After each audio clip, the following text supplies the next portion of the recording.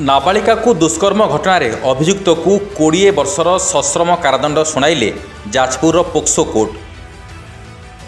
2021 मसीह जाजपुर जिला मंगलपुर थाना अंचल निर्मल मल्लिक सही अंचल जड़े नाबालिका को दुष्कर्म करते। एने मंगलपुर थाना पीड़िता परिवार वर्ग अभियोग करते।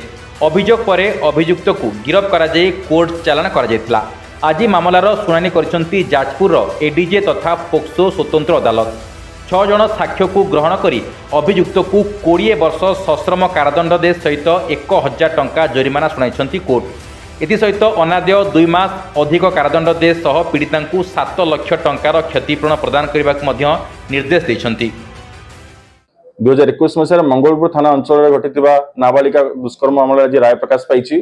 मान्यवर स्वतंत्र पोक्सो कोर्ट आसामी को दोषी सब्यस्त करने सहित 376 AB IPC और 6 पोक्सो एक्ट 20 वर्ष सश्रम कारादंड दंडित कर।